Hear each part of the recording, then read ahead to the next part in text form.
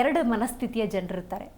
ನಿತ್ಯ ಕಲಿಯೋದಿರುತ್ತೆ ಅನ್ನುವಂಥ ಮನೋಭಾವದ ಕೆಲವರಿದ್ದರೆ, ಹಲವರು ನನಗೆಲ್ಲ ಗೊತ್ತಿದೆ, ನನಗೆ ಯಾರೂ ಪಾಠ ಮಾಡಬೇಕಾಗಿಲ್ಲ, ನನಗೇ ಪಾಠ ಮಾಡ್ತಾರೆ, ಈ ಥರದ ಮನೋಭಾವ ಇರುತ್ತೆ. ಆದರೆ ಗುರುಜಿ ನೀವು ಹೇಳ್ತೀರಿ ಜಗತ್ತಿನಲ್ಲಿ ತಿಳ್ಕೊಳ್ಬೇಕಾಗಿದ್ದು ಬಹಳಷ್ಟಿದೆ ಅಂತ. ಏನದು? ಹರಿ ಓಂ ಶ್ರೀ ಗುರುಭ್ಯೋ ನಮಃ. ಇದು ಒಂದು ರೀತಿ ವಿಚಿತ್ರವಾದ ಮಾತು ಅನ್ನಿಸಬಹುದು. ಜಗತ್ತಿಗೆ ತಿಳಿದೇ ಇರತಕ್ಕಂಥದ್ದು ಕೂಡ ಇದೆ ಅಂದರೆ ಯಾವುದಿರಬಹುದು, ಅಥವಾ ಇದ್ರೂ ಕೂಡ ಇಲ್ಲಿವರೆಗೂ ಯಾರಿಗೂ ಗೊತ್ತಾಗಿಲ್ಲೋ, ಇವ್ರಿಗೆ ಮಾತ್ರ ಗೊತ್ತಾಯ್ತಾ? ಪ್ರಶ್ನೆ ಬರುತ್ತಲ್ಲ, ಯಾರು ಯಾಕೆ ಹೇಳಿಲ್ಲ, ಇವ್ರಿಗೆ ಮಾತ್ರ ಗೊತ್ತಾ? ಈ ಪ್ರಶ್ನೆಗಳಿಗೆ ಒಂದೇ ಉತ್ತರ ಏನಪ್ಪ ಅಂದರೆ, ವಿಚಾರವನ್ನು ಮುಂದೆ ಇಡೋಣ. ಆರಿಸ್ಕೊಳ್ಳೋದು, ಬಿಡೋದು, ಅರ್ಥ ಮಾಡ್ಕೊಳ್ಳೋದು, ಸತ್ಯ ಅಸತ್ಯ ಹೇಳೋದು ಅವ್ರಿಗೆ ಸೇರಿತು. ಇಲ್ಲಿ ವಿಷಯಕ್ಕೆ ಬರೋದೇ ಆದರೆ, ನಾವು ಎಲ್ಲದರ ಬಗ್ಗೆ ತಿಳಿತಾ ಇದ್ದೀವಿ. ಏನು ಮುಂದೆ ಹೋಗಿದ್ದೀವಿ, ವೈಜ್ಞಾನಿಕವಾಗಿ ತುಂಬ ಮುಂದುವರೆದಿದ್ದೀವಿ, ಹಣ ಮಾಡ್ತಾ ಇದ್ದೀವಿ, ಬಡತನವನ್ನು ಹೋಗಲಾಡಿಸಿ ಮುಂದೆ ಹೋಗಿದ್ದೀವಿ, ಸಾಕಷ್ಟು ಕೊಂಡಾಡ್ಕೊಂಡು ಖುಷಿ ಪಡ್ತಾ ಇದ್ದೀವಿ ಕೂಡ. ಆದರೆ ಇಲ್ಲಿ ಒಂದು ಪ್ರಶ್ನೆ ಹಾಕ್ಕೋಬೇಕು. ದೇಹ ನನ್ನದು, ಮನಸ್ಸು ನನ್ನದು ಅಂತ ಹೇಳ್ತೀವಿ, ಹೌದಾ? ದೇಹ ನನ್ನದು ಅಂದ ಮೇಲೆ ದೇಹದ ಬಗ್ಗೆ ತಿಳಿದಿದ್ರೆ ಮಾತ್ರ ಅದನ್ನು ಹೇಳಬೇಕು, ಹೌದಲ್ಲ? ನನ್ನ ದೇಹ ಸರಿ, ದೇಹದ ಬಗ್ಗೆ ತಿಳ್ಕೊಂಡಿದ್ಯಾ? ತಿಳ್ಕೊಂಡ ಮೇಲೆ ನಂದು ದೇಹ ಅಂತ ಹೇಳಬೇಕು. ಅಂದರೆ ದೇಹ ಹೇಳಿದ ಮತ್ತೆ ಕೇಳಬೇಕು. ಅದೇ ಹೇಳ್ತೀನಿ. ದೇಹ ಈಗ ಉದಾಹರಣೆ ಏನಾಗಿದೆ ಅಲ್ಲಿ ನಾವು ತಿಳ್ಕೊಳ್ತಾ ಇರ್ತಕ್ಕಂಥ ವಿಚಾರ ಏನಂದರೆ, ದೇಹ ಒಂದು, ಮನಸ್ಸು ಒಂದು ಅಂತಕ್ಕಂಥದ್ದು. ಅದು ಮಧ್ಯದಲ್ಲಿ ಒಂದು ಬ್ರೇಕ್ ಹಾಕಿ ನಾವು ವೇಟಿಂಗ್ ಲಿಸ್ಟ್ ಇಟ್ಬಿಟ್ಟಿದ್ವಿ. ಅದು ಸರಿ ತಪ್ಪು ಆಮೇಲೆ ಪ್ರಶ್ನೆ. ಇಲ್ಲಿ ಏನಾಗ್ತಾ ಇದೆ ಅಂತಂದರೆ, ದೇಹದ ಬಗ್ಗೆ ತಿಳ್ಕೋಬೇಕಾ ತಿಳ್ಕೊಬಾರ್ದ ಫಸ್ಟ್ ನಾವು ಡಿಸೈಡ್ ಮಾಡಬೇಕು. ನಿಜ, ಹೌದಲ್ಲ? ಆ ದೇಹದ ಹಸಿವು ಯಾವುದು? ದೇಹದ ಹಸಿವು ಯಾವುದು? ಮನಸ್ಸಿನ ಹಸಿವು ಯಾವುದು? ಇದು ತಿಳ್ಕೊಬೇಕಾ ಬೇಡವಾ? ಖಂಡಿತ ಬೇಕಾಗಿದೆ. ಈಗ ಮೊದಲನೇದಾಗಿ ಮನಸ್ಸಿನ ಹಸಿವು ಯಾವುದು ಅಂದರೆ ಆಸೆ, ಹೌದಲ್ಲ?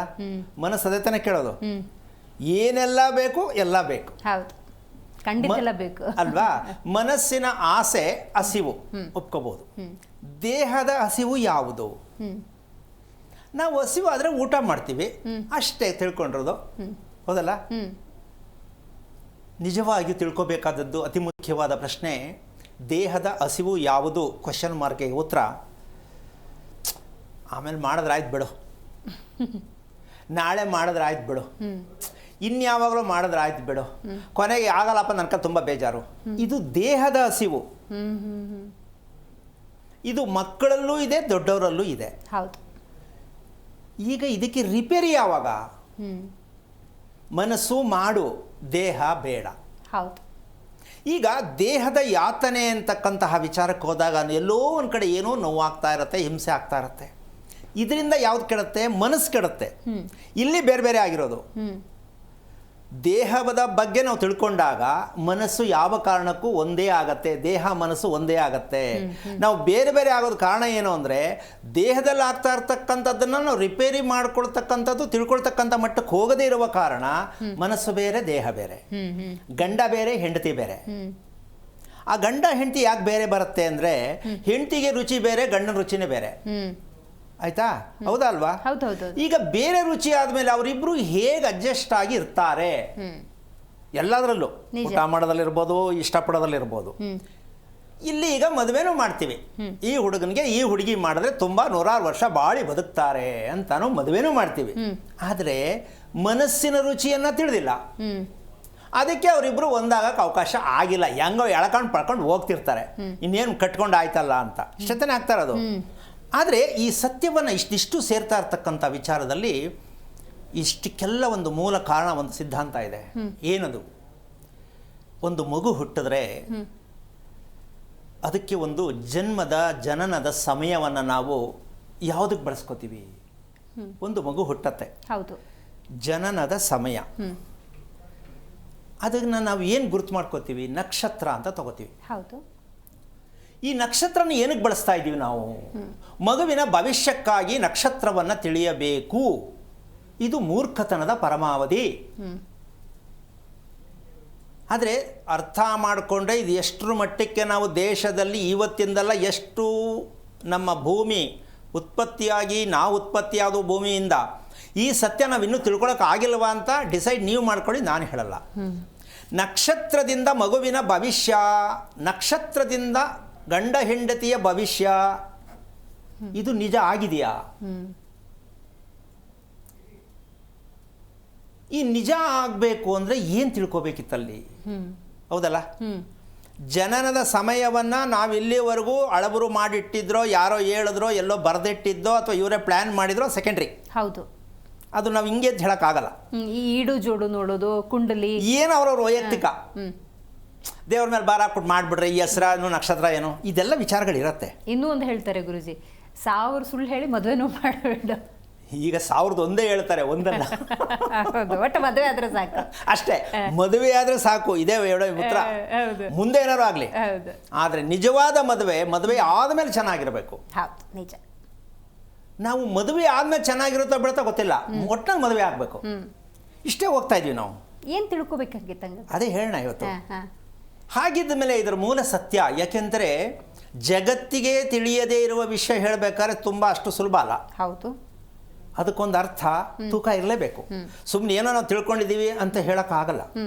ಅದಕ್ಕೆ ಇನ್ನೊಂದು ಉದಾಹರಣೆ ಮುಂದಕ್ಕೆ ಹೋದಾಗ ಹೇಳ್ಬೇಕಂದ್ರೆ, ಜ್ಯೋತಿಷ್ಯ ಎಂದರೆ ಏನು? ಕ್ವಶನ್, ಜ್ಯೋತಿಷ್ಯ ಎಂದರೆ ಏನು?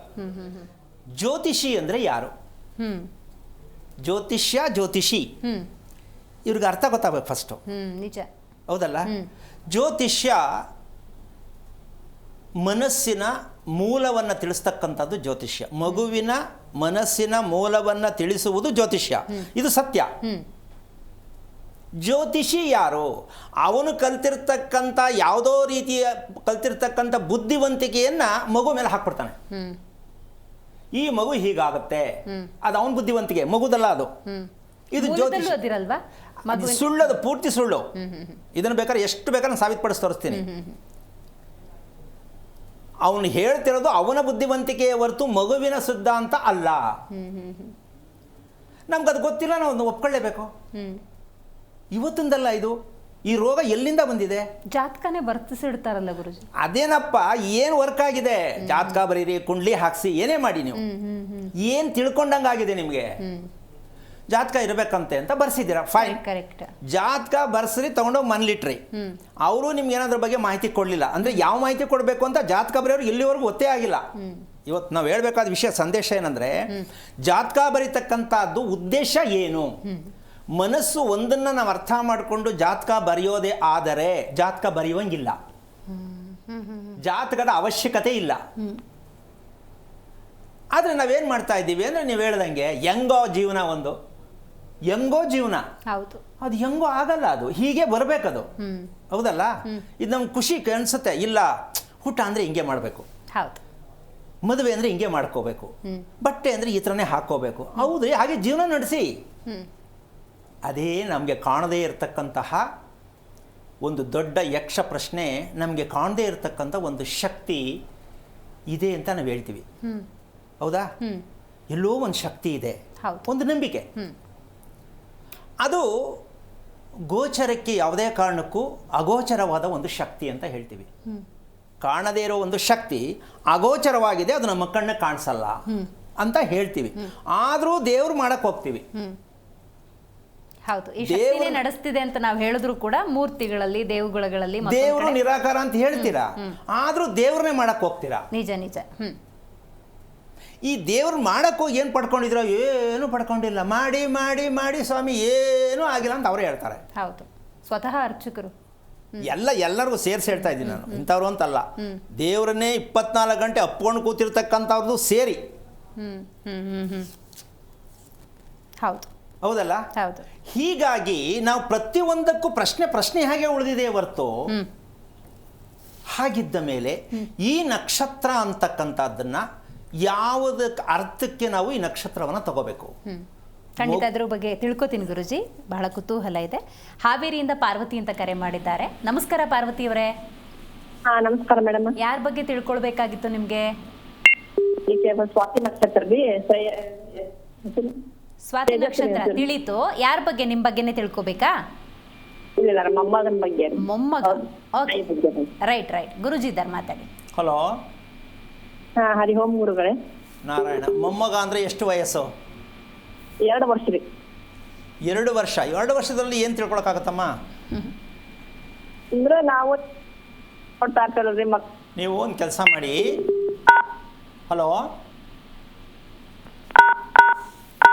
ಪಾರ್ವತಿ ಅವರೇ ಮಾತಾಡೋದು ಕೇಳ್ತಾ ಇದೆಯಾ? Hello okay. ಇಲ್ಲಿ ಇವತ್ತು ಒಂದು ಸ್ವಲ್ಪ ಕಾಲ್ಸ್ ಕಮ್ಮಿ ಆದರೂ ಪರವಾಗಿಲ್ಲ, ವಿಚಾರ ಸ್ವಲ್ಪ ಸಂಕ್ಷಿಪ್ತವಾಗಿ ಹೇಳ್ಬೇಡ. ಯಾಕೆಂದರೆ ಈಗ 2 ವರ್ಷದ ಮಗು ಬಗ್ಗೆ ಅವರಿಗೆ ಒಂದು ಆತಂಕ ತಿಳ್ಕೋಬೇಕು ಅಂತ ಒಂದು ಕುತೂಹಲ. ಆದರೆ ನಾವು ಎಲ್ಲಿ ತಪ್ಪು ಮಾಡಿದ್ದೀವಿ ಅಂತಕ್ಕಂಥ ವಿಚಾರ ಯಾವ ತಂದೆ ತಾಯಿಗಳಿಗೂ ಗೊತ್ತಿಲ್ಲ. ಮಗುವಿನ ವಿಷಯದಲ್ಲಿ, ಸಂತಾನದ ವಿಷಯದಲ್ಲಿ ತಂದೆ ತಾಯಿಗಳಿಗೆ ನಾವು ಎಲ್ಲಿ ತಪ್ಪು ಮಾಡಿದ್ದೀವಿ ಅನ್ನೋ ಸತ್ಯ ಗೊತ್ತಾಗದೇ ಇರುವ ಕಾರಣ, ಗೊತ್ತಿಲ್ಲದೇ ಇರುವ ಕಾರಣ ಮಕ್ಕಳ ಭವಿಷ್ಯವನ್ನು ಕೇಳ್ತಾರೆ. ಮಕ್ಕಳ ಭವಿಷ್ಯ ಇರೋದು ತಂದೆ ತಾಯಿಯಿಂದ ಅಂತ ಅರ್ಥ ಇನ್ನೂ ಆಗಿಲ್ಲ. ಕಾರಣ ಯಾರೂ ಹೇಳ್ತಾ ಇಲ್ಲ. ಮಗು ಏನಾಗಿದೆಯೋ ಅದು ನೀವೇ ರೀ. Very simple. ನೀವು ಹೇಳೋದು ಗುರುಜಿ, ಜೆರಾಕ್ಸ್ ಮೆಷಿನ್ ಒಳಗೆ ಯಾವ ಪೇಪರ್ ಹಾಕ್ತೀವಿ ಅದು ಬರುತ್ತೆ ಅಷ್ಟೇ. ಇದೇ ಕೆಂಪು ಬಂತು, ಇದೇ ಕಸರು ಬಂತು ಅಂದರೆ ಪ್ರಿಂಟಿಂಗ್ ಇರೋದು ಯಾವುದದು ಅದೇ ಬರೋದು.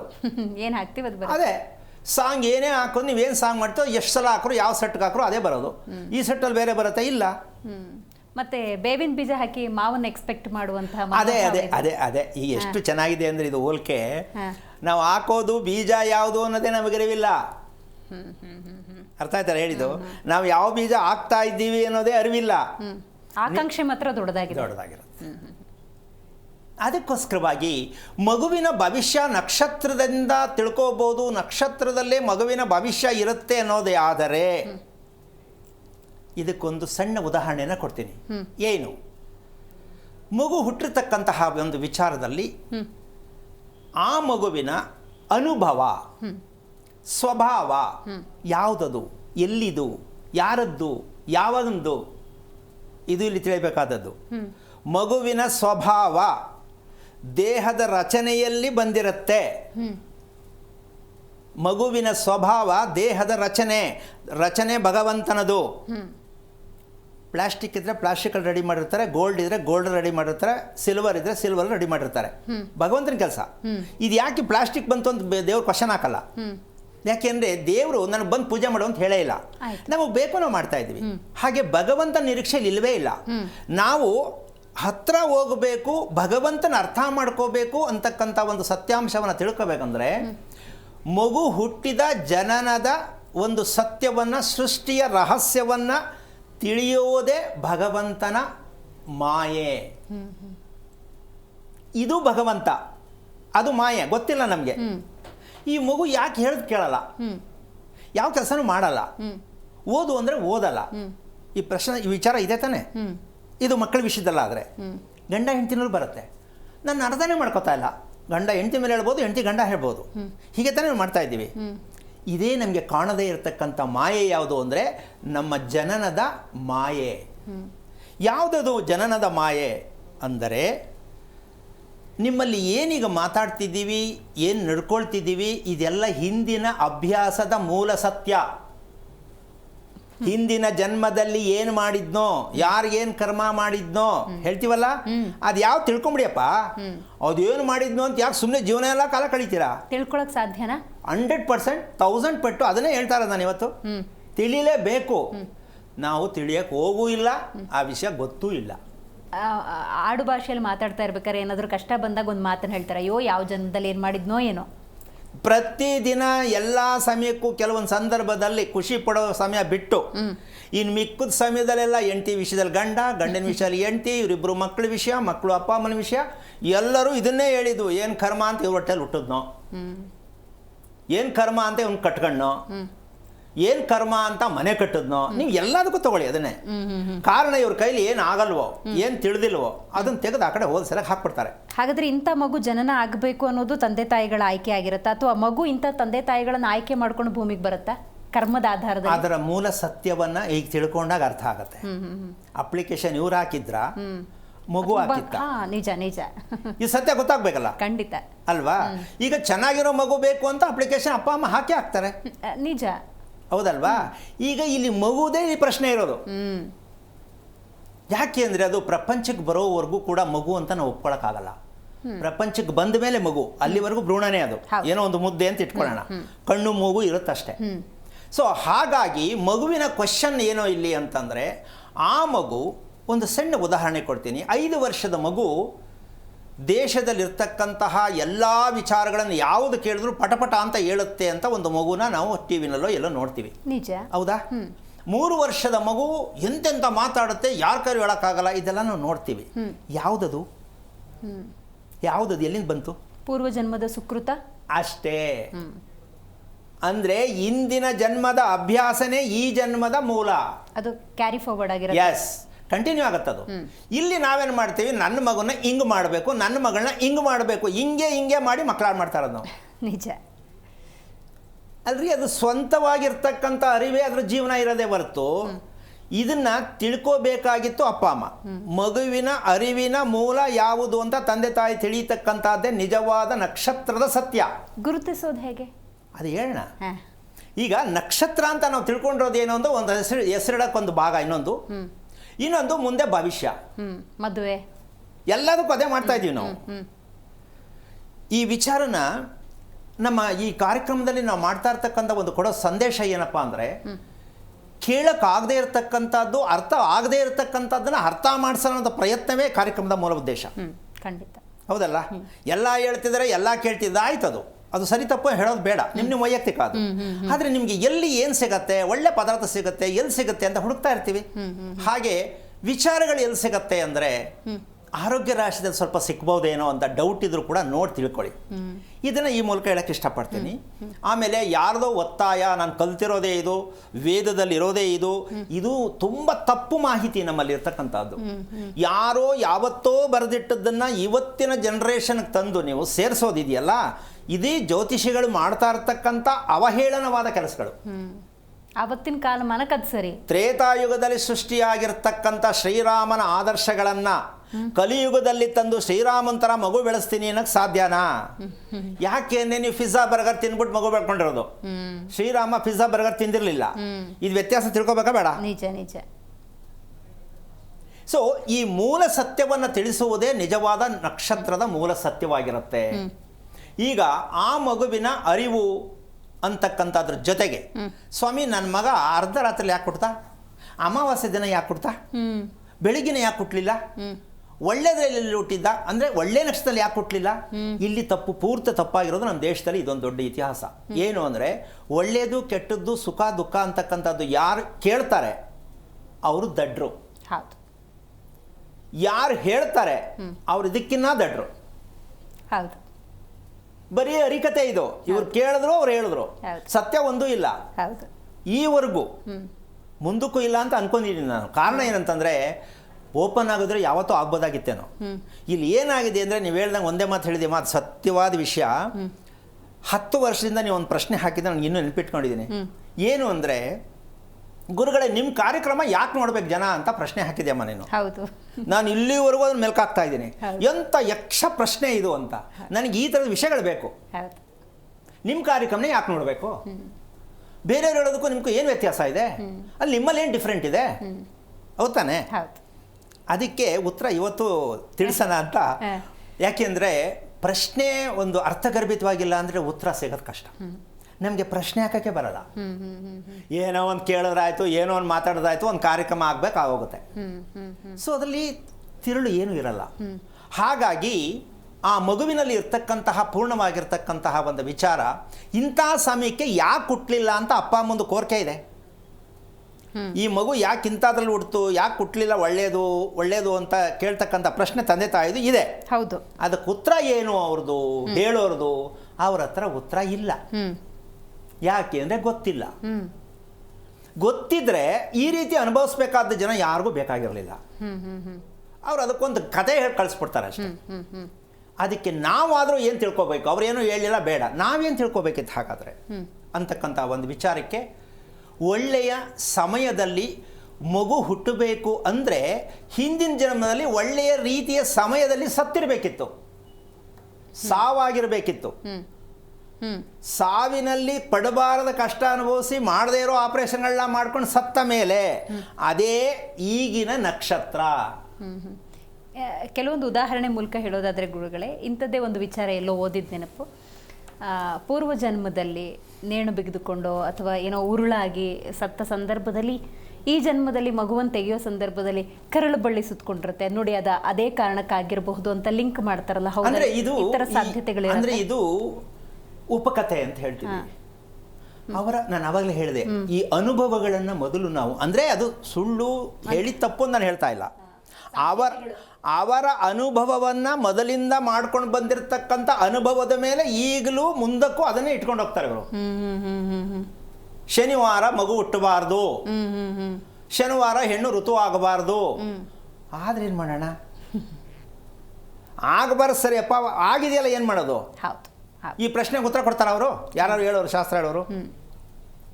ಆ ಒಂದು ಲೆಕ್ಕಾಚಾರಕ್ಕೆ ಹೋದರೆ ನಿಮಗೆ ಶುಭ ಅಂತಕ್ಕಂಥದ್ದು ದೈವಶಕ್ತಿಯಾದ ಮಗು ಹುಟ್ಟುತ್ತೆ ನಿರೀಕ್ಷೆಯಲ್ಲಿರ್ತಕ್ಕಂಥ ಲೆಕ್ಕದಲ್ಲಿ ಎಲ್ಲರೂ ನಿರೀಕ್ಷೆ ಇರುತ್ತೆ. ಒಳ್ಳೆ ರೀತಿ ಒಳ್ಳೆ ಸಮಯ ಅಂತಕ್ಕಂಥ ಒಂದು ವಿಚಾರದಲ್ಲಿ ಮಗು ಹುಟ್ಟಬೇಕು ಅಂತಕ್ಕಂಥವಿದ್ದಾಗ ನಾವು ಏನು ಮಾಡಬೇಕಿತ್ತು ಅಂತ ತಿಳ್ಕೊಬೇಕು. ಅದನ್ನ ಖಂಡಿತ ತಿಳ್ಕೊತೀನಿ ಗುರುಜಿ. ಬೆಳಗಾವಿಯಿಂದ ರಾಜೇಶ್ವರಿ ಅಂತ ಕರೆ ಮಾಡಿದ್ದಾರೆ. ನಮಸ್ಕಾರ ರಾಜೇಶ್ವರಿ ಅವರಿಗೆ. ಹಲೋ, ನಮಸ್ಕಾರ ಮೇಡಮ್. ಯಾರ ಬಗ್ಗೆ ತಿಳ್ಕೊಳ್ಬೇಕಾಗಿತ್ತು ರಾಜೇಶ್ವರಿ ಅವರು? ಇಲ್ಲ ರೀ, ನಮ್ದು ಮನೆ ಕಟ್ತಾ ಇದ್ವಿ. ಮನೆ ನಕ್ಷತ್ರ ತಿಳಿಸ್ತೀರಾ ಮೇಡಮ್? ನಕ್ಷತ್ರ ತಿಳಿಸ್ತೀರಾ ರಾಜೇಶ್ವರಿ ಅವರೇ? ನಮ್ದು ವೃಶ್ಚಿಕ ರಾಶಿ, ಅನುರಾಧ ನಕ್ಷತ್ರ ಇದ್ದು. ಅನುರಾಧ, ಜೋರಾಗಿ ಹಲೋ ಮಾತಾಡ್ಬೇಕು. ಹಲೋ ಹಲೋ ಅಮ್ಮ, ಮಾತಾಡಿ. ಆ ಕಡೆ ಮಾತಾಡ್ತೀರಾ, ಯಾವ ಕಡೆ ಮಾತಾಡ್ತೀರಾ ಅಂತ ಗೊತ್ತಾಗ್ತಾ ಇಲ್ಲ. ಇಲ್ಲ, ನಿಮ್ ಕಡೆ ಮಾತಾಡ್ತಾ ಇದ್ದೀನಿ ಸರ್. ಅದು ಅನುರಾಧ ನಕ್ಷತ್ರ, ವೃಶ್ಚಿಕ ರಾಶಿ ಸರ್. ಯಾರ್ದು ಅನುರಾಧ ನಕ್ಷತ್ರ? ನಂದೇ ಮೇಡಮ್, ನಂದೇ ರೀ ಸರ್. ಓಕೆ, ಏನು ಮಾಡ್ತಿದ್ಯಮ್ಮ? ನಾವು ಮನೆಯಲ್ಲೇ ಹೌಸ್ ವೈಫ್ ಇರೋದು. ಎಷ್ಟು ವರ್ಷ ಆಯ್ತು ಮದುವೆ ಆಗಿ? ನಮ್ಮ ಮದುವೆ ಆಗಿ 30 ವರ್ಷ ಆಯ್ತು ಸರ್. ಓಕೆ, ಈಗ ಏನು ತಿಳ್ಕೊಬೇಕಿತ್ತು? ನಮ್ದು ಮನೆ ನಿಂತು ಹೋಗಿದೆ ರೀ ಸರ್, ಅದಕ್ಕೆ ನಾನು ಕೇಳ್ತಾ ಇದ್ದೆ ಸರ್. ಅಮ್ಮ, ನಿನ್ನ ಮಾತೇ ಕಟ್ಟಾಯ್ತು. ಹೌದೌದು, ಕಟ್ಟಕ್ಕೆ ಹೊರಟಿದ್ದಾರೆ ಗುರುಜಿ, ನೆಟ್ವರ್ಕ್ ಇಶ್ಯೂ. ಶುರು ಮಾಡಿದ್ದೀರಾ? ಇಲ್ಲ, ಕರೆ ಮಾಡಿದ್ದಕ್ಕಾಗಿ ಧನ್ಯವಾದಗಳು ರಾಜೇಶ್ವರಿ ಅವರೇ. ಗುರುಜಿ, ಒಳ್ಳೆಯ ಮಗುವನ್ನ ಪಡ್ಕೊಳ್ಬೇಕು ಅನ್ನೋದಾದ್ರೆ ಏನು ಮಾಡಬೇಕು? ಆ ವಿಚಾರ ಏನು ಮಾಡಬೇಕಿತ್ತು ಈ ಮುಂಚೆ. ಓಕೆ, ಅಲ್ವಾ? ಮಾಡಬೇಕಲ್ಲ, ಬಂದ್ಮೇಲೆ ಏನು ಮಾಡೋಕ್ಕಾಗತ್ತೆ? ಏನು ಮಾಡಬೇಕಿತ್ತು? ಸಂತಾನವನ್ನ, ಸೂಕ್ಷ್ಮವಾದ ದೈವತ್ವವಾದ ಸಂತಾನವನ್ನ ಪಡಿಬೇಕು ಆಸೆ. ಆಗಿದ್ಮೇಲೆ ಏನು ಮಾಡಬೇಕಿತ್ತು? ಇದನ್ನ ಯಾರೇ ಆಗಲಿ, ಶಾಸ್ತ್ರ ಕೇಳೋರು, ಜ್ಯೋತಿಷ್ಯ ಕೇಳೋರು, ಅವ್ರನ್ನೋ ಕೇಳಿದ್ರೆ ಎಷ್ಟು ಬೈತಾರೋ ಗೊತ್ತಿಲ್ಲ. ಹೌದೌದು. ಯಾರು ನಿಮ್ಗೆ ಇದೆಲ್ಲ ಹೇಳಿದ್ದು? ಇಲ್ಲ ರೀ, ಇದು ಪ್ರಪಂಚದಲ್ಲಿ ಅಂತಾರೆ ಅವರು. ಯಾಕೆ ಅಂದರೆ ನಾವು ಅದಕ್ಕೇನು ಹೇಳೋಕ್ಕಾಗಲ್ಲ, ಗೊತ್ತಿಲ್ಲ ಅಂತ ಒಂದೇ ಮಾತು, ಫಿನಿಶ್. ಅದಿಲ್ಲ ಅಂತ ಹೇಳ್ಬೋದು ಒಟ್ಟಿನಲ್ಲಿ. ಇಲ್ಲಿ ನಾವೇನು ಮಾಡಬೇಕಿತ್ತು ಅನ್ನೋ ಪ್ರಶ್ನೆಗೆ ಉತ್ತರ,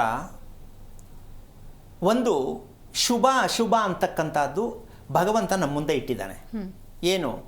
ವರ್ಷದಲ್ಲಿ 2 ಭಾಗ ಮಾಡಿದ್ದಾನೆ, ಹೌದಾ? ಉತ್ತರಾಯಣ, ದಕ್ಷಿಣಾಯನ. 1ನೇ ತಿಂಗಳಿಂದ 6 ತಿಂಗಳು, 6ನೇದಿಂದ 12ನೇ ತಿಂಗಳು. ಈ 2 ಭಾಗದ ವಿಷಯಕ್ಕೆ ಮಾತ್ರ ತಿಳ್ಕೊಂಡ್ರೆ ನಮ್ಗೆ ಬೇಕಾದಷ್ಟು ಸಿಕ್ಕತ್ತೆ. ಏನದು ತಿಳ್ಕೊಬೇಕಿತ್ತು? ಮಗು ದೈವತ್ವದಲ್ಲೇ ಹುಟ್ಟುತ್ತೆ ಅನ್ನೋದೇ ಆದರೆ ಉತ್ತರಾಯಣದಲ್ಲಿ ಮದುವೆ ಆಗಿದ್ದೀರಾ?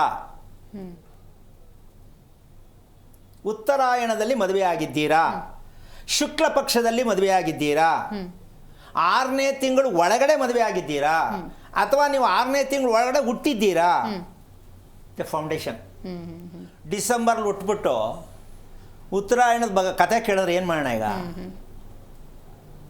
ಅರ್ಥ ಆಯ್ತಾ ಹೇಳ್ತಾ ಇರೋದು ನಾನು? ಸೊ ನಮ್ಮ ಪ್ರಯತ್ನನೇ ನಮಗೆ ಗೊತ್ತಿಲ್ಲ. ಒಳ್ಳೆ ಮದುವೆ ಬೇಕು, ಒಳ್ಳೆ ಮಗು ಬೇಕು, ಅದಕ್ಕೆ ಪ್ರಯತ್ನ ಏನ್ರಿ? ಒಳ್ಳೆ ಹೆಂಡತಿ, ಒಳ್ಳೆ ಹುಡುಗಿ ಬೇಕು, ಒಳ್ಳೆ ಹುಡುಗ ಬೇಕು, ನಿಮ್ಮ ಪ್ರಯತ್ನ ಏನು? ಉತ್ತರ ಇಲ್ಲ.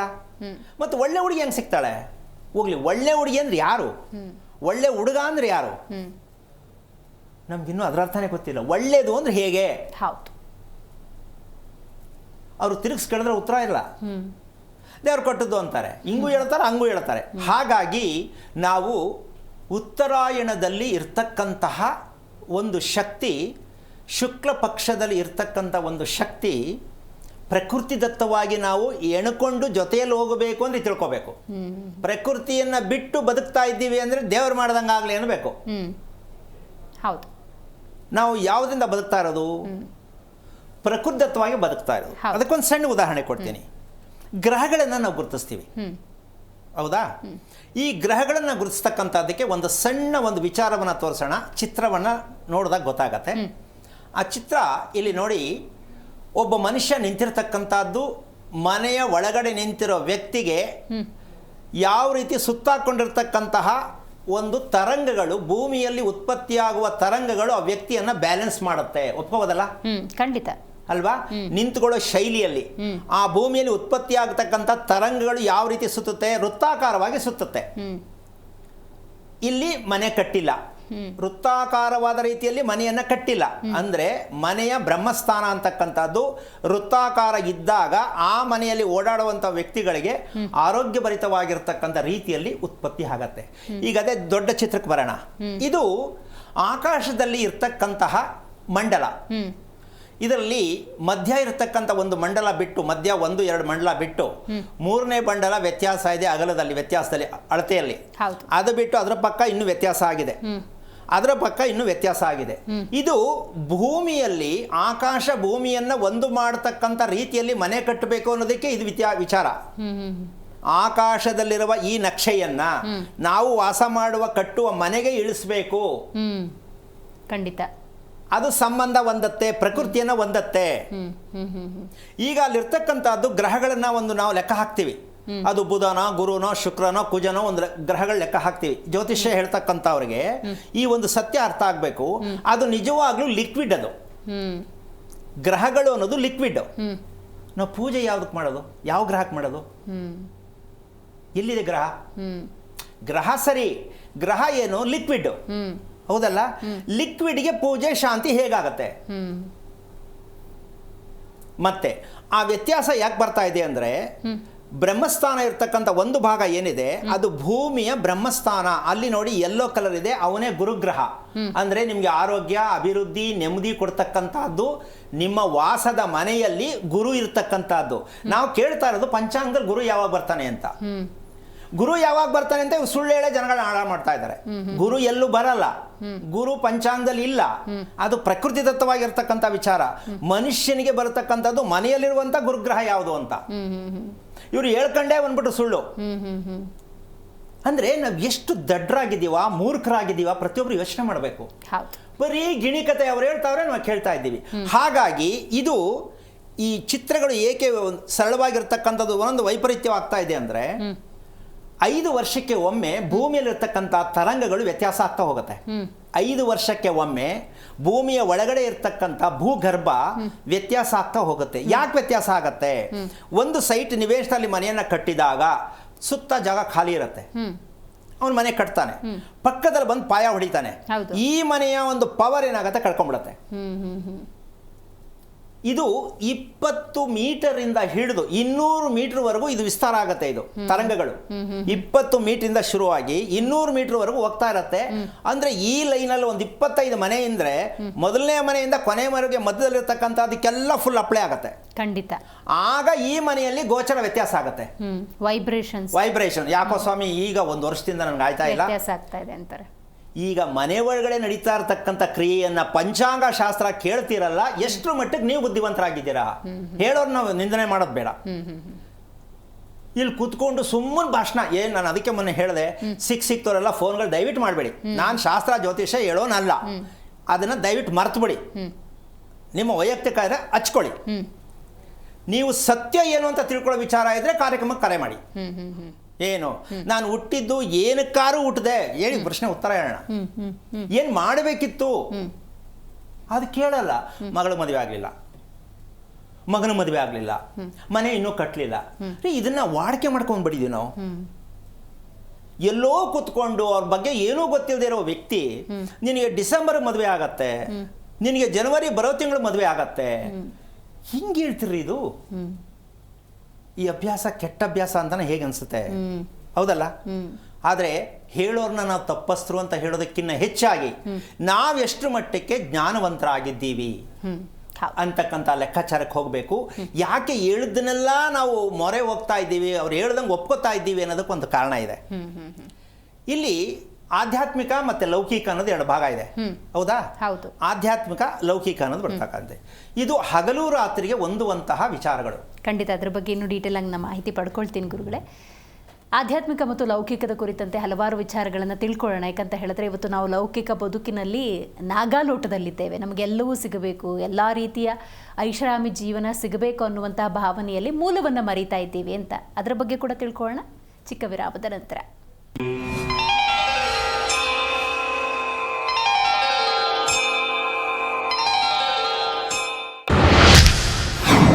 ಶಿವಣ್ಣನ ಬೇಲ್ ಚಿತ್ರದ ಫಸ್ಟ್ ಲುಕ್ ರಿಲೀಸ್.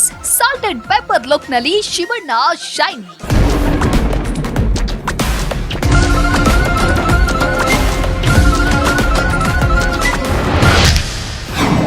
ರಕ್ಕಿ ಚಿತ್ರದ ಮೊದಲ ಹಾಡು ರಗಡು ರಕ್ಕಿ ಬಿಡುಗಡೆ.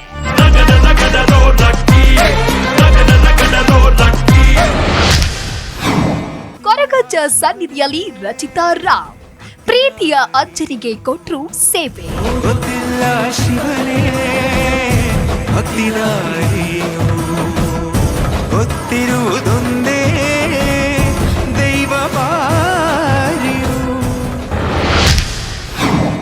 ಚಿತ್ರಮಂಜರಿ ವೀಕ್ಷಿಸಿ ಇಂದು ಸಂಜೆ 7:28ಕ್ಕೆ. ಮನೆ ಮನ ಬೆಳಗುವ ಪ್ರೀತಿಯ ದೇವತೆ ಸುಮತಿ.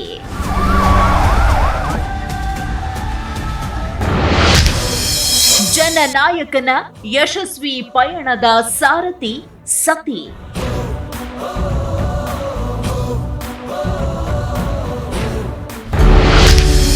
ಇಡೀ ಕುಟುಂಬದ ಕನಸುಗಳ ಸಾಕಾರ ಮೂರ್ತಿ ಒಡತಿ.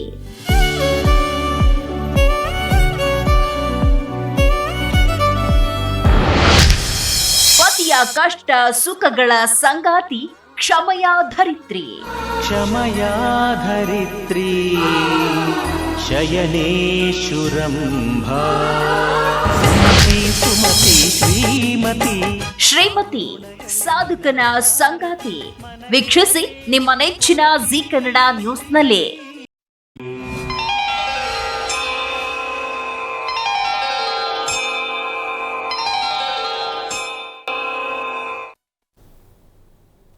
ವಿರಾಮದ ನಂತರ ಆರೋಗ್ಯ ರಹಸ್ಯ ಕಾರ್ಯಕ್ರಮಕ್ಕೆ ನಿಮ್ಮೆಲ್ಲರಿಗೂ ಆತ್ಮೀಯವಾದಂತಹ ಸ್ವಾಗತ. ಇದೀಗ ಮೈಸೂರಿನಿಂದ ಮಂಜುನಾಥ್ ಅಂತ ಕರೆ ಮಾಡಿದ್ದಾರೆ. ನಮಸ್ಕಾರ ಮಂಜುನಾಥ್ ಅವರೇ. ರವಿ. ಮಂಜುನಾಥ್ ಅವರೇ, ನನ್ನ ಧ್ವನಿ ನಿಮಗೆ ಕೇಳಿಸ್ತಾ ಇದೆಯಾ? ಮಂಜುನಾಥ್ ಅವರೇ, ಯಾರ ಬಗ್ಗೆ ತಿಳ್ಕೊಳ್ಬೇಕಾಗಿತ್ತು? ನಮ್ಮ ಬಗ್ಗೆ ತಿಳ್ಕೊಳ್ಬೇಕಾಗಿತ್ತು. ನಕ್ಷತ್ರ ಗೊತ್ತಿದ್ಯಾ? ಕೃತಿಕಾ ನಕ್ಷತ್ರ. ಕೃತಿಕಾ ನಕ್ಷತ್ರ. ಗುರುಜಿ ಇದ್ದಾರೆ, ಮಾತಾಡಿ. ಹಲೋ ಗುರುಜಿ, ನಮಸ್ಕಾರ ಗುರುಜಿ. ನಾರಾಯಣ, ಹೇಳಿ ಏನಾಗಬೇಕಿತ್ತು? ಎಷ್ಟು ವಯಸ್ಸು ತಮಗೆ? 35 ವಯಸ್ಸಾಗಿದೆ ಗುರುಜಿ. ಮದುವೆ ಆಯಿತಾ?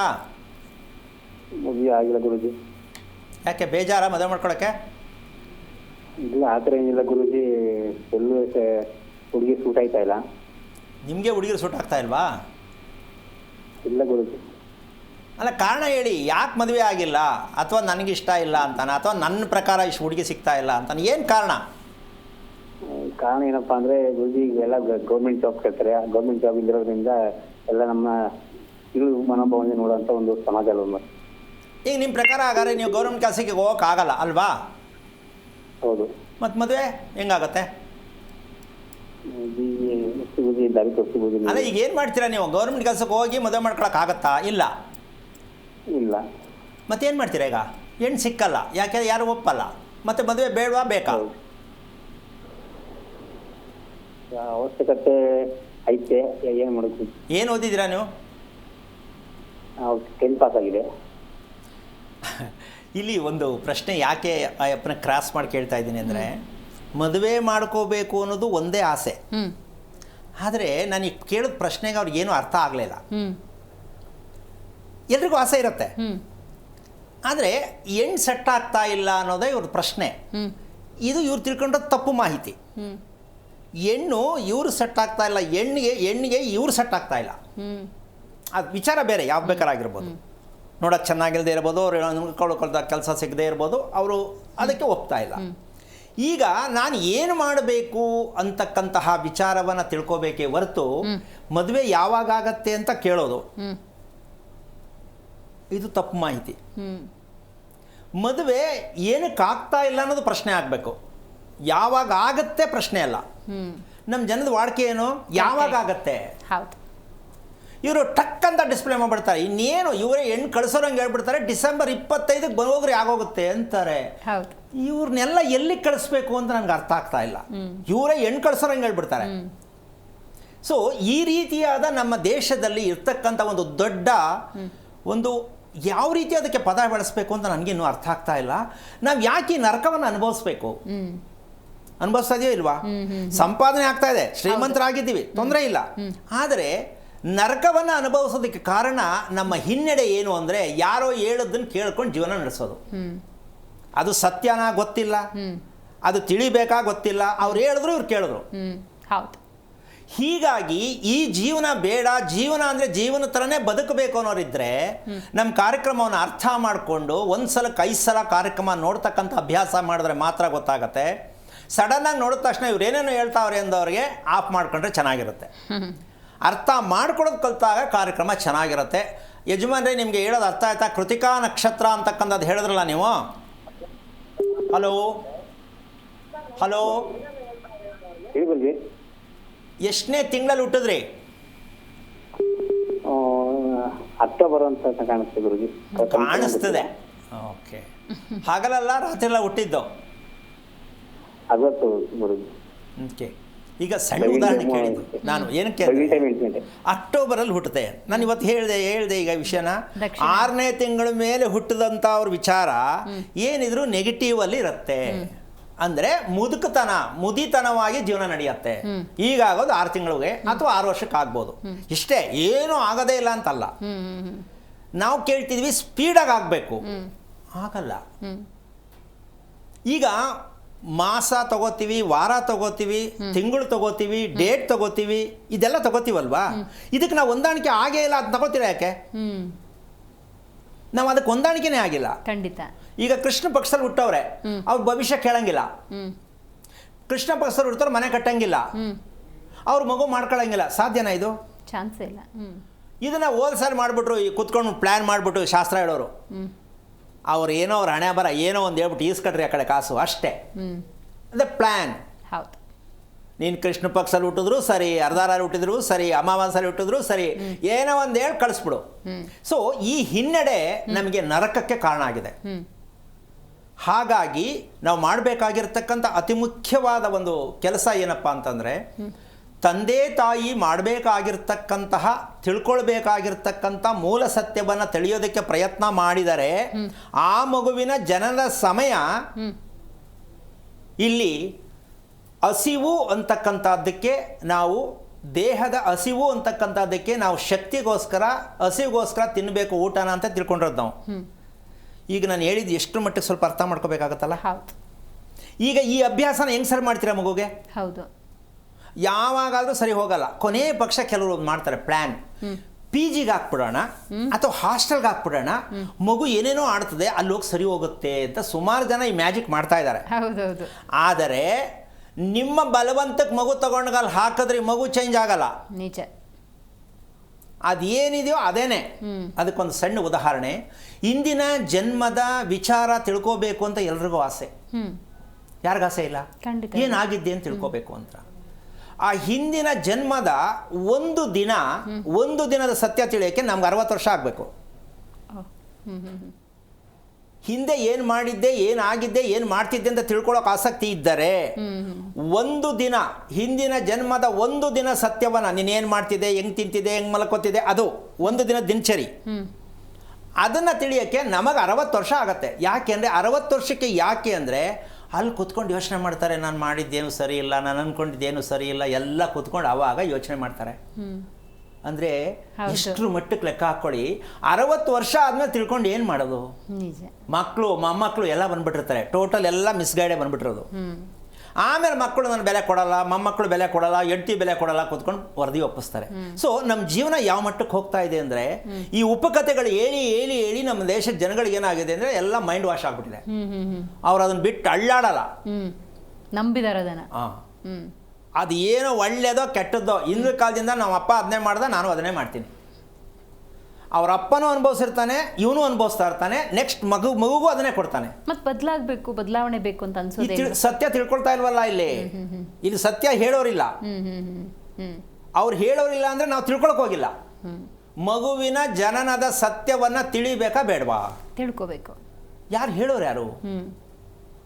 ಈಗ ನಕ್ಷತ್ರ ಯಾಕೆ ನಾವು ತಗೊಳ್ತೀವಿ, ಯಾಕೆ ನಕ್ಷತ್ರ ಕೇಳ್ತೀನಿ ನಾನು, ಡೇಟ್ ಯಾಕೆ ಕೇಳಲ್ಲ ಅಂದರೆ ಅರ್ಥ ತಿಳ್ಕೊಬೇಕು ಪ್ರತಿಯೊಬ್ಬರು.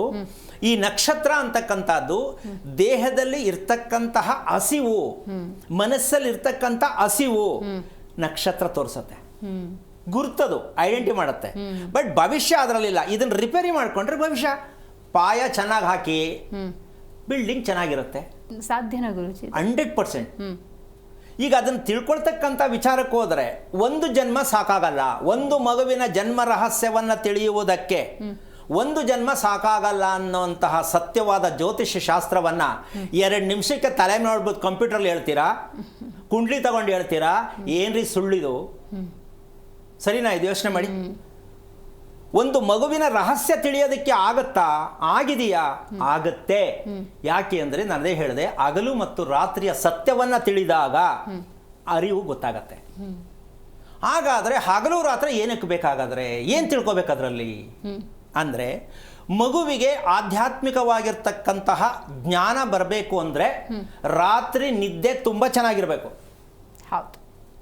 ಆಧ್ಯಾತ್ಮಿಕವಾದ ಜ್ಞಾನ ಬರಬೇಕಂದ್ರೆ ದೇವ್ರ ಪೂಜೆ ಮಾಡಿ ಮಂತ್ರ ಹೇಳಿದ್ರೆ ಬರಲ್ಲ, ದೇವಸ್ಥಾನಕ್ಕೆ ಉರುಳು ಸೇವೆ ಮಾಡಿಸಿದ್ರೆ ಬರಲ್ಲ, ಸುಬ್ರಹ್ಮಣ್ಯಕ್ಕೆ ಹೋಗ್ಬಿಟ್ಟು ಏನೇನೋ ಮಾಡ್ತೀನಿ ಬರಲ್ಲ, ನೀವೇನು ಮಾಡಿದ್ರೂ ಬರಲ್ಲ.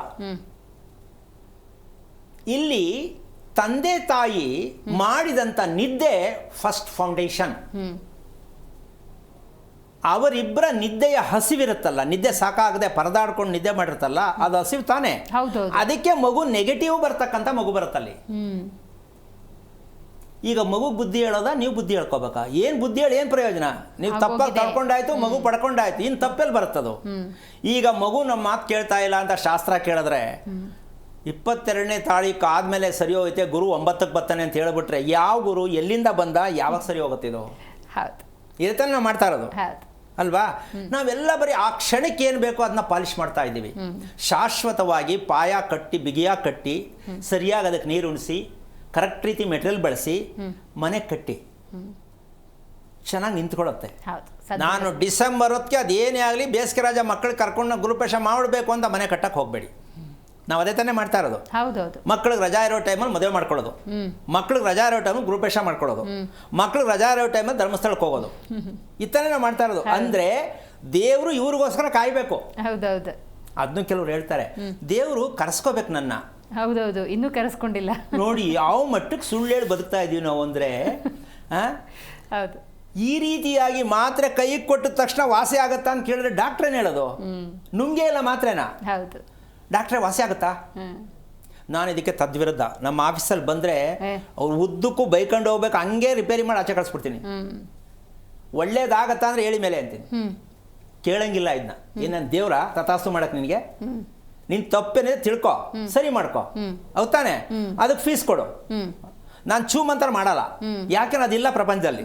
ಮಾಡೋರು ಮಾಡ್ಬೋದಲ್ಲ, ನೀವು ಮಾಡ್ಕೊಳ್ಳಿ. ಸತ್ಯ ತಾನೆ? ನಿಜ ನಿಜ. ಯಾಕೆ ಅಂದರೆ ನೇರವಾಗಿ ಕುತ್ಕೊಂಡು ಇಲ್ಲಿ ನಾನು ಮಾತಾಡಬೇಕು, ಆಫೀಸಲ್ಲಿ ಆರಾಮಾಗಿ ಕುತ್ಕೊಂಡಿರ್ಬೇಕು, ಯಾವ ಜಗಳ ಗಂಟೆ ಬರಬಾರ್ದು, ಹೌದಲ್ಲ? ಕಾರಣ ಕ್ಲಾರಿಟಿ ಅಂದರೆ ಆರೋಗ್ಯದಾಯಕವಾದ ಜೀವನ ಬೇಕು ಅಂದರೆ ಈ ರೀತಿಯಾಗಿ ನಡ್ಕೊಂಡು ಹೋಗ್ಬೇಕು. ಏನೋ ದುಡ್ಡು ಮಾಡ್ಬಿಡೋಣ, ಏನೋ ಮಾಡ್ಬಿಡೋಣ, ಆಗಲ್ಲ. ನಿನ್ನ ಡೆಪಾಸಿಟ್ ಏನಿದೆ ಅದು ನೀನು ಎಲ್ಲಿದ್ರು ಹುಡ್ಕೊಂಡು ಬಂದು ನಿಂಗೆ ದುಡ್ಡು ಸೇರುತ್ತೆ. ಏನು ಹೇಳ್ತೀಯಮ್ಮ? ಖಂಡಿತ ಖಂಡಿತ.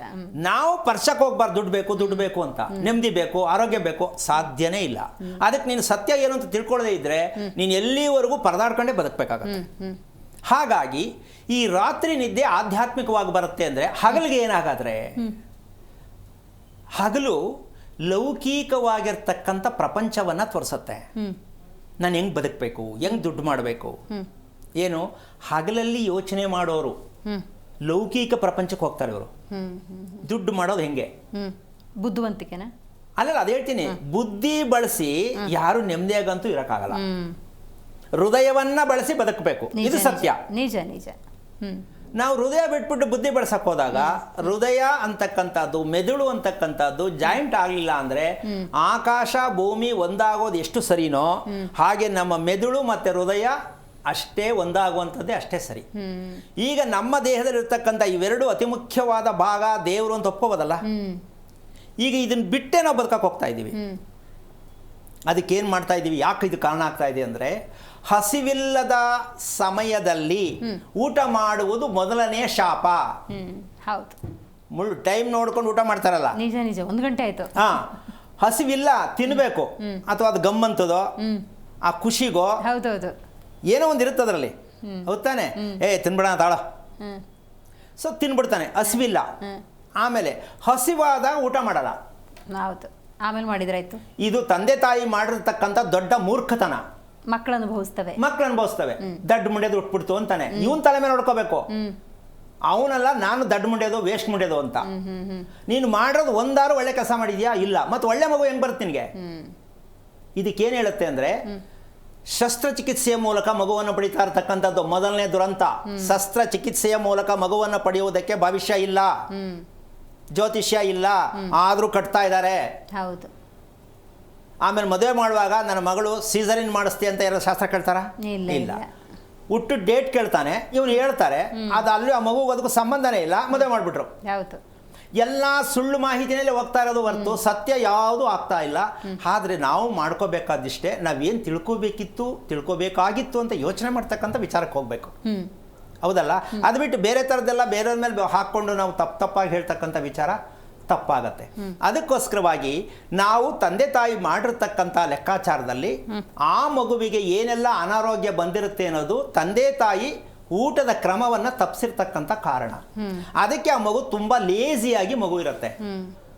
ಕೆಲವು ಮಕ್ಕಳಿಗೆ ಒಡೆದು ಓದಿಸ್ಬೇಕು, ಕೂರಿಸಿ ಹೌದೌದು, ಒಡೆದು ಹೋಮ್ವರ್ಕ್ ಮಾಡಿಸ್ಬೇಕು, ಇಲ್ಲ ಬಗ್ಗಲ್ಲ. ಕೆಲವು ಮಕ್ಕಳು ಏನೀಗ ನಾನು ಓದೋದೇ ಇಲ್ಲ, ನಾನೆಲ್ಲ ದೂರ ಹೊಂಟೈತೀನಿ, ಈ ಥರದ ಪಿಕ್ಚರ್ ಎಲ್ಲ ಇದೆ ಮನೆಗಳಲ್ಲಿ. ನಿಜ ನಿಜ ನಿಜ ಇದೆ. ಗಂಡ ಹೆಂಡತಿ ಮಗು ವಿಷಯದಲ್ಲಿ ಇಬ್ಬರು ಜಗಳ, ನಿಜ. ಇಡೀ ಮನೆನೇ ಇಂಡಿಯಾ ಪಾಕಿಸ್ತಾನ ಆಗ್ಬಿಡುತ್ತೆ. ಹೌದು. ಸೊ ಇದಕ್ಕೆ ನಮ್ಮ ಮಕ್ಕಳು ಹೇಳೋದು ಮಾತು ಕೇಳ್ತಾ ಇಲ್ಲ, ನಮ್ಮ ಮನೇಲಿ ನೆಮ್ಮದಿ ಇಲ್ಲ ಅಂತ ಶಾಸ್ತ್ರ ಕೇಳ್ತಾರೆ, ಅವರೇನೋ ಹೇಳ್ತಾರೆ, ಇವರೇನೋ ಮಾಡ್ತಾರೆ.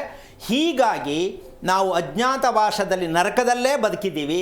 ಹಿಂದೇನೂ ಹಳಬರು ಅದೇ ಮಾಡಿರೋದು, ನಾವು ಈಗಲೂ ಅದನ್ನೇ ಅನುಭವಿಸ್ತಾ ಇರೋದು, ನೆಕ್ಸ್ಟ್ ಜನ್ರೇಷನ್ಗೂ ಅದನ್ನೇ ಕೂಡ ರೆಡಿ ಇದ್ದೀವಿ.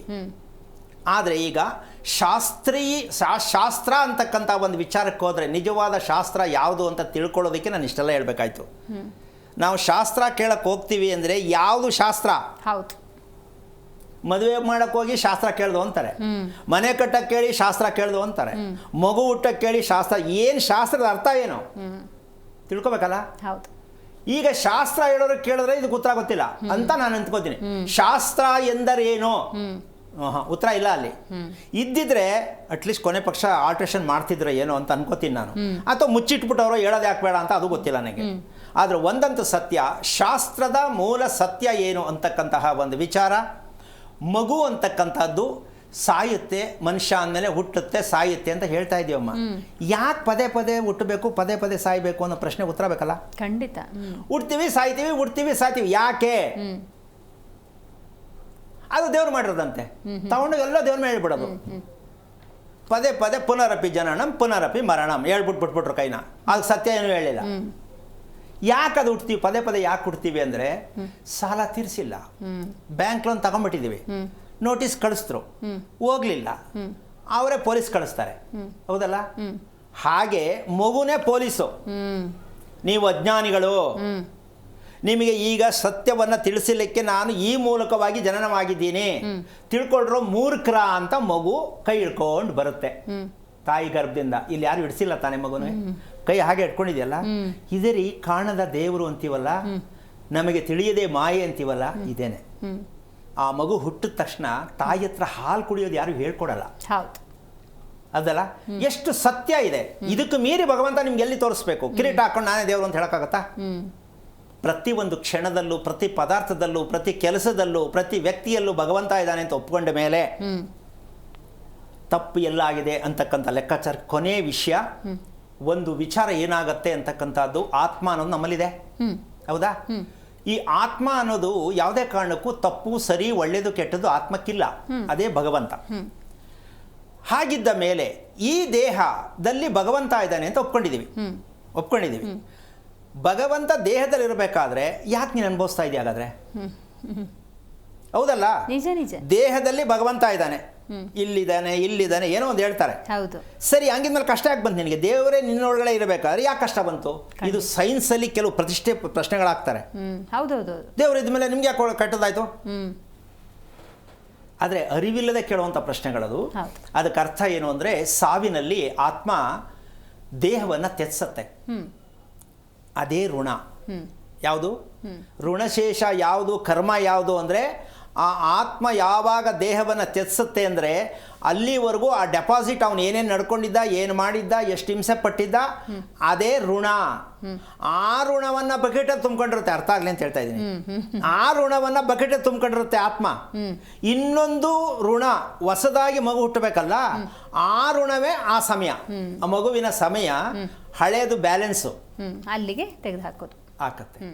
ಇದು ತಿಳಿಬೇಕಾದಂತಹ ಅತಿ ಮುಖ್ಯವಾದ ಅಂಶ. ಆಗಲೇ ನೀವು ಮಾತಾಡಬೇಕಾದ್ರೆ ಸಾವು ಕೂಡ ಹೆಂಗೆ ಸಂಭವಿಸುತ್ತೆ ಅನ್ನೋದು ಬಹಳ ಮುಖ್ಯ ಅಂತ ಹೇಳಿದ್ರೆ, ಅಂದರೆ ಪೂರ್ವ ಜನ್ಮದಲ್ಲಿ ಸಾವುಗಳು ಯಾವ ರೀತಿ ಬೇಕಾದರೂ ಆಗಿರ್ಬೋದು, ಅದು ಕೂಡ ಕಾರಣ ಬೇಕಾದಷ್ಟು ಇದು. ಆತ್ಮಹತ್ಯೆ ಆಗಿರ್ಬೋದು, ವಿಷ ಕುಡಿದಿರ್ಬೋದು, ಆಕ್ಸಿಡೆಂಟ್, ಎನಿವನ್ ಏನು ಬೇಕಾದ್ರೂ ಆಗಿರ್ಬೋದು. ಇದೇನಕ್ಕೆ ಈಗ ತಾನೇ ಹೇಳಿದೆ ನೋಡಿ, ಹುಟ್ಟು ಸಾವು. ಸಾಲ ತೀರಿಸಿಲ್ಲ ಅಂದರೆ ಅಕಾಲಿಕ ದುರ್ಮರಣಗಳೇ ನಡೀತಾ ಇರೋದು. ಈಗೆಲ್ಲ ನಡೀತಾ ಇರೋದಲ್ಲ ದುರ್ಮರಣಗಳೇ. 100 ವರ್ಷ ಬಾಳಿ ಬದುಕೋದವರು 1 ಲಕ್ಷಕ್ಕೊಬ್ರು ಸಿಗಲ್ಲ. ಏನು ಹೇಳ್ತೀರಾ? 60, 50, 40, 20 ಯಾವಾಗಂದ್ರೆ ಅವಾಗ. ಅದರಲ್ಲೂ ಈ ಹಾರ್ಟ್ ಅಟ್ಯಾಕ್ ಅಂತಕ್ಕಂಥ ವಿಚಾರ ಇದೆಯಲ್ಲ, ಇದು ಹೇಳಂಗೆ ಇಲ್ಲ. 5 ವರ್ಷದ ಮಗು ಹಾರ್ಟ್ ಅಟ್ಯಾಕ್ ಆಗ್ತಾ ಇದೆ. ಇನ್ನೂ ಅದ್ರ ಸತ್ಯ ನಮ್ಮ ದೇಶದಲ್ಲಿ ಇನ್ನೂ ಸರ್ಚಿಂಗ್ ನಡೀತಾ ಇದೆ. ಯಾವುದಕ್ಕೆ ಹಾರ್ಟ್ ಅಟ್ಯಾಕ್ ಏನಕ್ಕಾಗತ್ತೆ ಅಂತ ಅಪ್ರಾಣ ಯಾರ ಕಾಲು ಹೇಳಕ್ಕಾಗಲ್ಲ. ಯಾಕೆ ಅಂದರೆ ಅದು ಪುಸ್ತಕದಲ್ಲಿ ಇಲ್ಲ. ಆಹಾರ ಹಸಿವು ಅನ್ನೋದು ಯಾರು ಗೊತ್ತಿರುತ್ತೋ ಅದು ಪುಸ್ತಕದಲ್ಲಿ ವೈಜ್ಞಾನಿಕವಾಗಿ ಮೆಡಿಕಲಲ್ಲಿ ಪ್ರಿಂಟ್ ಆಗಿಲ್ಲ. ಹಾರ್ಟ್ ಅಟ್ಯಾಕ್ ಇರ್ತಕ್ಕಂತಹ ವಿಚಾರ, ರಾತ್ರಿಗೂ ಹಾರ್ಟ್ ಅಟ್ಯಾಕ್ಗೂ ಸಂಬಂಧ ಇದೆ ಅನ್ನೋ ಪ್ರಶ್ನೆ, ಅದಕ್ಕೆ ನಾವು ಕಂಡುಹಿಡ್ಕೋಬೇಕಾದ್ರೆ ಉತ್ತರ ಸಿಗತ್ತೆ. ರಾತ್ರಿಯಲ್ಲಿ ಎಷ್ಟು ಸಮಯವನ್ನು ಹಾಳು ಮಾಡ್ತಾರೆ, ರಾತ್ರಿ ಸಮಯವನ್ನು. ಹೌದೌದು. ಈಗ ಜಾಸ್ತಿ ಅದೇ ತಾನೆ. ನಿಜ. ಮಧ್ಯರಾತ್ರಿ 12 ಗಂಟೆ ಆದ್ರೂ ಓತ್ಲಾ ಹೊಡ್ಕೊಂಡು ಟಿವಿ ನೋಡಿಕೊಂಡು ಅರ್ಧಂಬರ್ಧ ಕಾಲ್ ಮೇಲೆ ಹಾಕ್ಕೊಂಡು ತಿಂತಾ ಇರ್ತಾರೆ. ಹೌದು. ಈಗ ಇವ್ರಿಗೆ ಹಾರ್ಟ್ ಅಟ್ಯಾಕ್ ಆಗಬೇಕಾ ಬೇಡ ಅವರೇ ಡಿಸೈಡ್ ಮಾಡ್ಕೊಳ್ಳಿ. ಹೌದೌದು. ಆಮೇಲೆ ಜೊತೆಗೆ ಪಾರ್ಸಲ್ಲು. ಹೌದೌದು. ಈಗ ಇದಕ್ಕೆ ಯಾವ ಡಾಕ್ಟ್ರು ಕೂತ್ಕೊಂಡು ಏನು ಮಾಡೋಕ್ಕಾಗಲ್ಲ. ನನಗೆ ಒಂದೊಂದ್ಸಲ ನೋಡಿದಾಗ ಅನ್ಕೋತೀನಿ ನಾನು ಡಿಬೇಟಲ್ಲಿ, ಇದು ಏನು ಕತೆ ಮಾಡ್ತಾವ್ರೆ, ಏನು ಮಾತಾಡ್ತಾರೆ ಅಂದರೆ ನನಗೆ ಅರ್ಥ ಆಗಲ್ಲ. ಇದು ಎಲ್ಲಿದೆ ಇದ್ರ ಮೂಲ ಸತ್ಯ? ಸೊ ಓಕೆ, ಏನು ನಡೀಲಿ. ಹಾಗಾಗಿ ನಮ್ಮ ದೇಹ ಅಂತಕ್ಕಂಥದ್ದು ಮನರಂಜನೆಗಾಗಿ ನಾವು ಬಳಸುವ ಅಭ್ಯಾಸವನ್ನು ನಾವು ಮೊದಲು ಬಿಡಬೇಕು. ದೇಹವನ್ನು ಮನರಂಜನೆಗಾಗಿ ನಾವು ಬಳಸ್ಕೊತಾ ಇದ್ದೀವಿ. ನಿಜ.